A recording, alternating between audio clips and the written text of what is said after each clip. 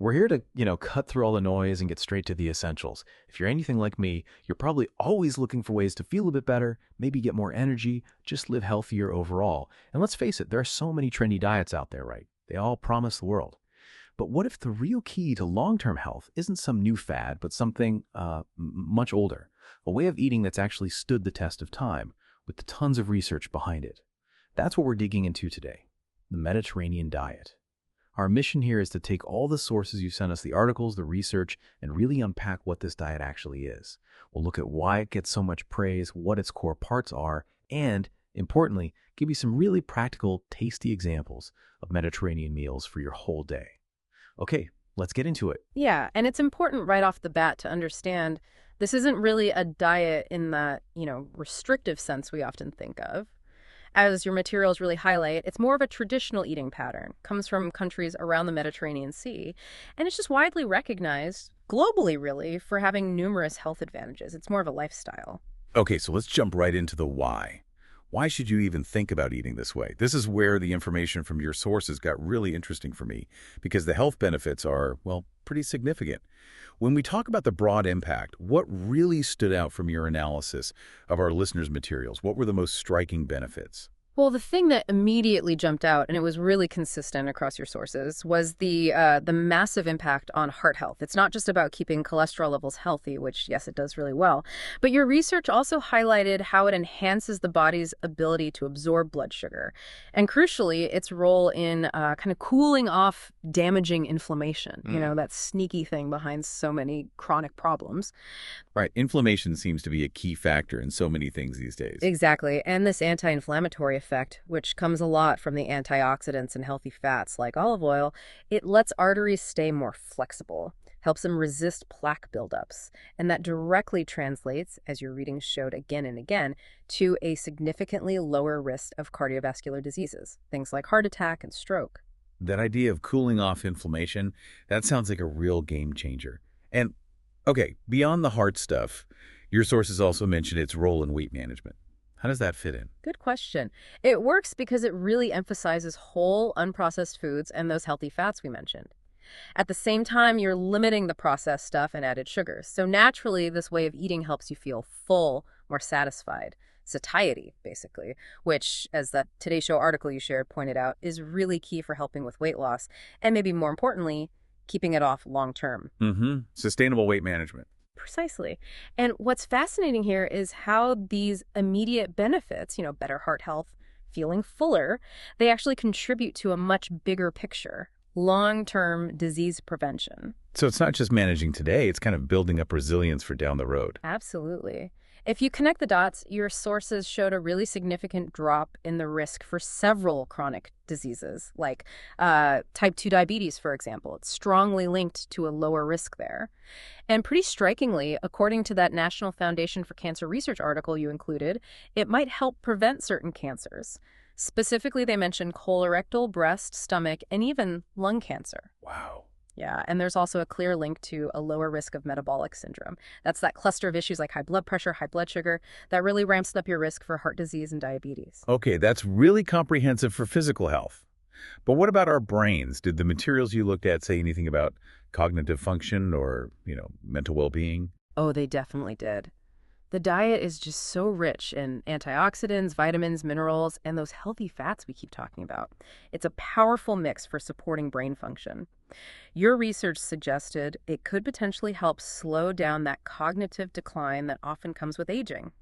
Some studies even pointed towards a lower risk of dementia and Alzheimer's disease. That's huge. It is. And it's not just about fighting decline. It also seems to contribute to just, better mood and overall mental well-being, which is a fantastic side benefit, isn't it? Absolutely. And, for anyone struggling with sleep, I think I saw something interesting in your sources about that too. You're right, you did. For getting better rest, the research you found indicated a pretty clear link. Better sleep quality overall, improved sleep efficiency, meaning less time tossing and turning, and even potentially a shorter time needed to actually fall asleep. Okay, that's another big plus. And when you put all these incredible factors together, heart, weight, disease risk, brain health, sleep, it leads directly to enhanced longevity. That Harvard Health blog you included noted its association with an increased lifespan and a reduced risk of dying prematurely. Wow. Okay. So an impressive list of benefits, really covering everything from your heart and brain to sleep and potentially living longer. So what does this actually mean for what you put on your plate day to day? Yeah. Knowing all these benefits, what were the core elements, the foundations that consistently popped up in our listeners' materials as driving these positive outcomes? That's the perfect transition because the how behind it all is, well, surprisingly straightforward. Your sources consistently highlighted just a few key principles. Okay, let's unpack those then. What are these foundational elements? Okay, first and foremost, it's about loading up on plant-based foods. Fruits, vegetables, whole grains, legumes like beans and lentils, nuts, seeds. These aren't just side dishes, they are the absolute foundation. They're where you get most of your essential fiber, vitamins, minerals, and those really important antioxidants we were just talking about for inflammation and brain health. Got it. Lots of plants. And what about fats? They often get a bad rap, but they seem pretty central here, right? Exactly right. But we're talking healthy fats. Extra virgin olive oil is like the star player. It's the primary fat source. Used generously for cooking, for dressings, even just for dipping bread. But your materials also stress the importance of other healthy fats from nuts, from seeds, and especially from fatty fish, which are packed with omega-3. Ah, the omega-3s. Yes, those are crucial for keeping cholesterol levels healthy, supporting brain function, and adding another layer of anti-inflammatory power. Okay, plants, healthy fats. What about protein? Protein sources tend to be lean. Fish is generally preferred over red meat. Poultry, eggs, and low-fat dairy like yogurt or cheese are usually eaten in moderation. Not every day, necessarily. And here's something else your notes highlighted that's really key for flavor. Herbs and spices. They're used really liberally, which is great because it naturally cuts down the need for lots of salt, which can be a trap in many other diets. Good point. Flavor without the sodium overload. And finally, what's generally limited or avoided?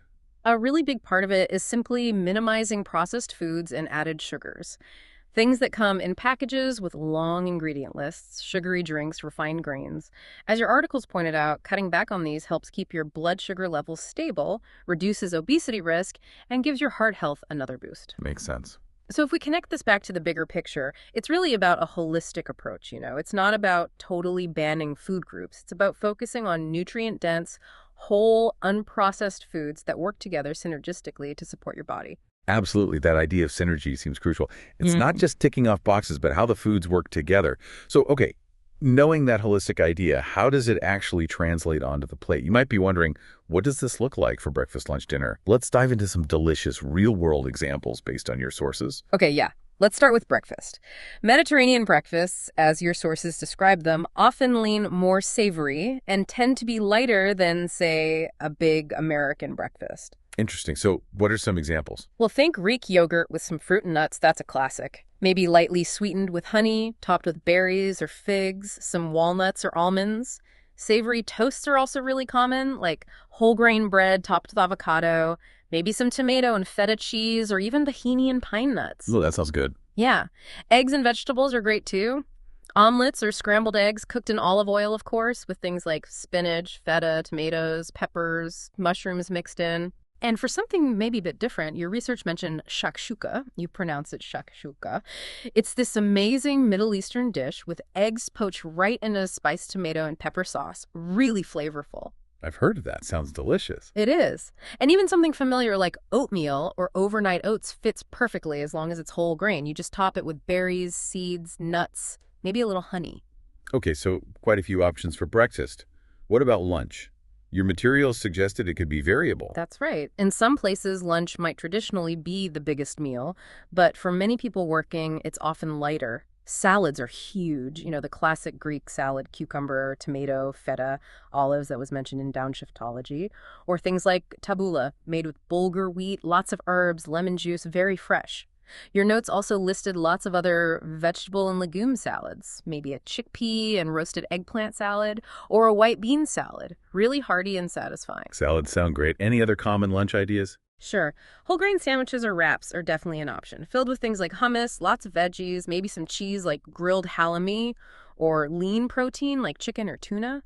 And a really practical tip from Mediterranean living was just using leftovers from dinner. Makes for a super easy and tasty lunch. Smart. Leftovers are always good. Absolutely. And don't forget soups. Filling soups like lentil soup, bean soup, or other vegetable-based soups are real staples. Warm, nutritious, perfect. Okay, breakfast and lunch covered. Now, dinner. You mentioned this is often a smaller meal. Generally, yeah. Compared to lunch, often a bit lighter as the day winds down. The main idea is balance. Lean protein, usually fish or poultry, paired with lots of roasted or sautéed vegetables. Think zucchini, eggplant, broccoli, peppers, whatever's in season.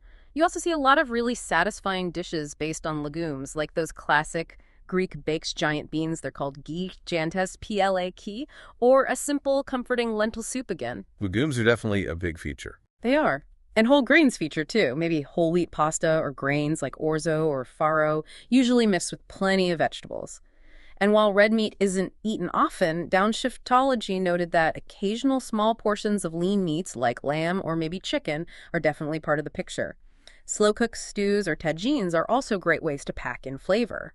Right. Could we get into some specific dinner dish examples that came up in the sources, maybe starting with fish? Sure. For fish and seafood, there were some lovely ideas.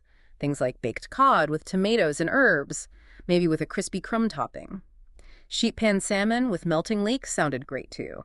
Simple shrimp scampi, tomato poached cod with fresh herbs, a hearty Mediterranean fish stew, or just baked halibut. Lots of ways to enjoy seafood. Those sound fantastic and pretty straightforward. What about chicken? Were there easy chicken dishes mentioned in our listeners' research? Oh, absolutely. Chicken is really versatile here. Things like Greek sheet pan chicken easy cleanup, or a Mediterranean chicken stir-fry loaded with vegetables. Chicken piccata, which Downshiftology highlighted, is another classic. Other tasty options you found included a lighter chicken cacciatore, a one-pot chicken with farro, or just a simple herb-roasted chicken with vegetables and maybe some white beans. It's all about combining that lean protein with colorful produce. Great ideas. And for people wanting more plant-forward meals, your materials seem packed with vegetarian options. Oh, definitely. So many vibrant choices. Hearty lentil soup, of course. A vegan pasta e fagioli, that's pasta and beans. Caponata, which is a wonderful Sicilian eggplant dish. Then you had things like Mediterranean quinoa bowls, often with a roasted red pepper sauce. Spaghetti squash nests filled with kale, white beans, and mushrooms.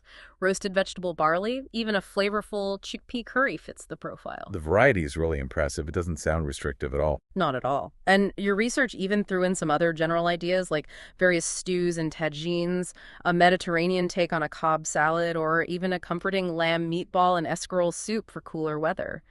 The key thing, really, is that all these dishes are super customizable.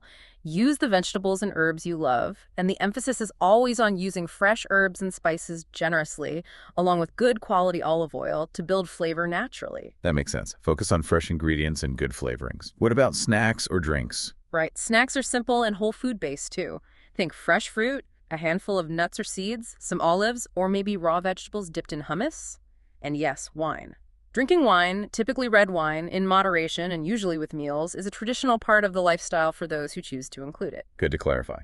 Yeah, so the consistent theme running through all the meals from all your sources is really focus on whole, unprocessed ingredients. Really emphasize those plant foods. Use healthy fats like olive oil generously, and flavor everything beautifully with herbs and spices instead of relying on salt or processed condiments. It's a philosophy for eating, applied all day long. Okay, we have definitely covered a lot today, from those really quite incredible health benefits, heart, brain, sleep, the whole package, right through to all these delicious and varied meal ideas for breakfast, lunch, and dinner. This deep dive, using the sources you provided, it really shows why the Mediterranean diet is so much more than just another trend, doesn't it? It's this long-established way of eating that delivers real, measurable health advantages, fully backed up by modern science. It really does. And maybe this raises an interesting question to think about.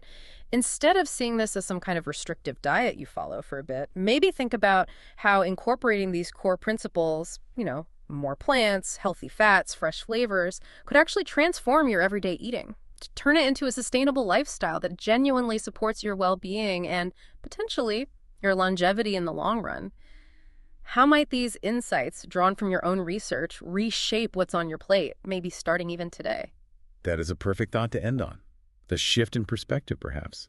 We really hope this deep dive has given you a clear, actionable picture of why the Mediterranean approach is so highly regarded, and maybe some inspiration for how you could bring some of its elements into your own life. Until next time, keep exploring, keep digging deeper, and keep asking those great questions.